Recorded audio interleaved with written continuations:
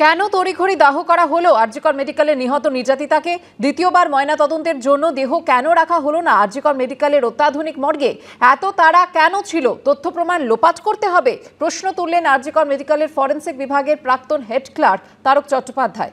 Mascot spin control ল্যাবের পরীক্ষায় এটি প্রমাণিত। কেয়াসেট অ্যালোপেক্স পেন্টা অ্যাক্টিভ নতুন চুল গজাতে সাহায্য করে, চুল পড়া বন্ধ করে। কেয়াসেট অ্যালোপেক্স পেন্টা অ্যাক্টিভ 10 হেয়ার ফল প্রবলেমের একমাত্র সলিউশন।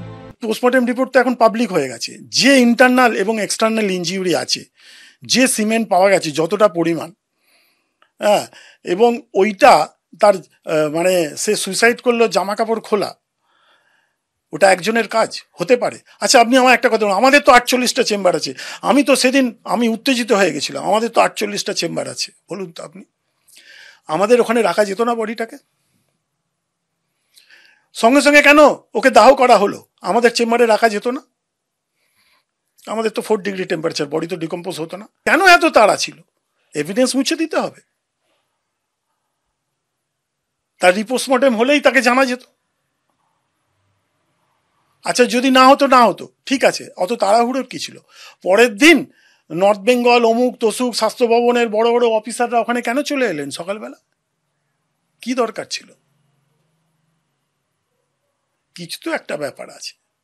কর্মবিরতি যে চলবে তা আবারও স্পষ্ট করে দিলেন আরজিকর মেডিকেলের পড়ুয়া চিকিৎসকরা। সন্দীপ ঘোষকে সাসপেন্ড করার পাশাপাশি বিনীত গোয়েলের পদত্যাগ দাবি করলেন তারা। সোমবার বিকেল 5টায় কলকাতা মেডিকেল কলেজে ডাক দেওয়া হয়েছে গণকনভেনশনের।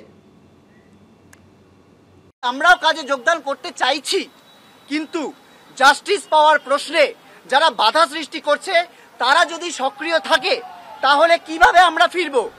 এখনই প্রত্যাহার করা হচ্ছে না কর্মবিরতি, স্পষ্ট সিদ্ধান্ত জানিয়ে দিলেন আরজিকর মেডিকেলের আন্দোলনকারী পড়ুয়ারা। 9ই আগস্টের নারকীয় ঘটনায় জড়িত দোষীদের চিহ্নিত করা এবং এই ঘৃণ্য ঘটনার মোটিভ এখনো আমাদের কাছে অজানা। তাই দোষীরা হয়তো প্রকাশ্যে ঘুরে বেড়াচ্ছে, ফলত আমরা কেউই নিরাপদ নই। অতি দ্রুত দোষীদের শনাক্তকরণ ও দৃষ্টান্তমূলক শাস্তি চাই। আরজিকর মেডিকেলে ধর্ষণ খুনের ঘটনার পর সব মহল থেকেই অভিযোগের কেন্দ্রবিন্দুতে উঠে এসেছেন প্রাক্তন অধ্যক্ষ সন্দীপ ঘোষ। প্রাইস পোস্টিং তো বটেই, ঘটনার এতদিন পরও সন্দীপ ঘোষের বিরুদ্ধে কড়া পদক্ষেপ তো দূর, কোনো পদক্ষেপই করেনি রাজ্য সরকার। এই নিয়ে চরম ক্ষুব্ধ আরজিকর মেডিকেলের আন্দোলনকারী পড়ুয়ারা। পাশাপাশি এদিন উঠে এসেছে পুলিশ কমিশনারের পদত্যাগের দাবিও।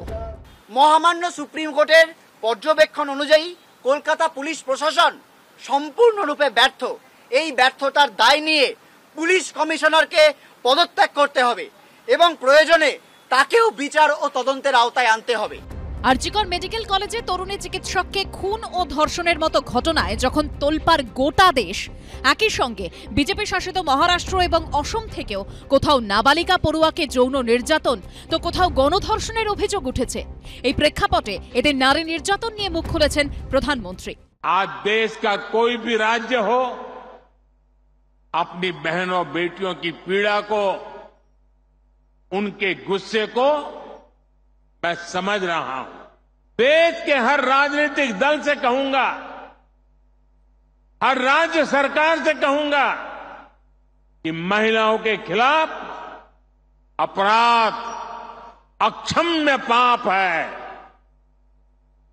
दोषी कोई भी हो वो बचना नहीं चाहिए, उसको किसी भी रूप में मदद करने वाले बचने नहीं चाहिए।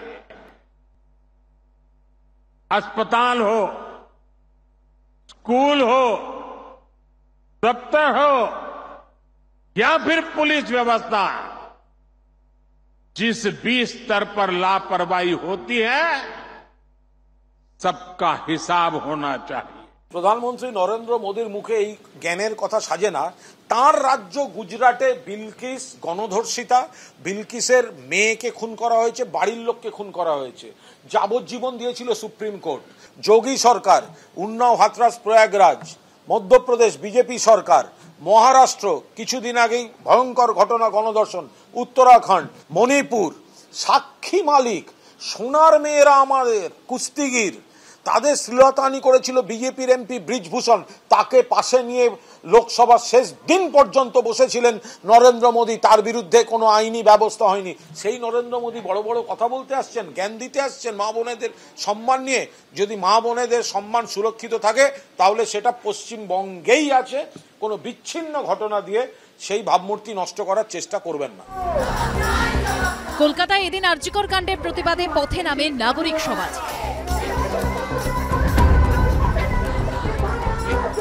রামলীলা উদ্যান থেকে মেট্রো চ্যানেল পর্যন্ত চলল জনরোষ মিছিল। আমরা বলছি যে এই আন্দোলন সবেমাত্র শুরু হয়েছে, এই জিনিস চলবে এবং নানান ধরনের মিছিল এবং কর্মসূচি চলবে যতদিন না এই দাবিগুলো পূরণ হয়। এদিকে আরজিকর কাণ্ডের প্রতিবাদে এদিন মৌন মিছিল করেন প্রাক্তন সেনা কর্তারা। ছিলেন প্রাক্তন বায়ুসেনা প্রধান অরূপ রাহা, বিএসএফ এর প্রাক্তন ডিআইজি সমীর মিত্র। নানা রকম চেষ্টা চলেছে, আমরা দেখতে পাচ্ছি যে প্রমাণ লোপাট করবার কিংবা করা যে বিচার তাড়াতাড়ি করে দেওয়া খুবই খুবই জরুরি। পশ্চিমবঙ্গে আমি দেখছি একটু বেশি রকমের প্রবলেম, প্রচণ্ড দুর্নীতি, দুটো পরিষেবায় খুব খারাপভাবে নিম্নগতি। তার বিরুদ্ধে আমার মনে হয় সবাই সোচ্চার হচ্ছে, মানুষ জেগে উঠেছে যে এর বিরুদ্ধে না দাঁড়ালে এটা কোথায় যে গিয়ে আমাদের আরও ক্ষতি করবে, সেই চিন্তার জন্য, সেই দুশ্চিন্তার জন্য সবাই রাস্তায় এসছে। বিচার পাওয়ার আশায় প্রতিদিন শহরের রাস্তায় নামছেন হাজার হাজার মানুষ। প্রশ্ন একটাই, বিচার কবে?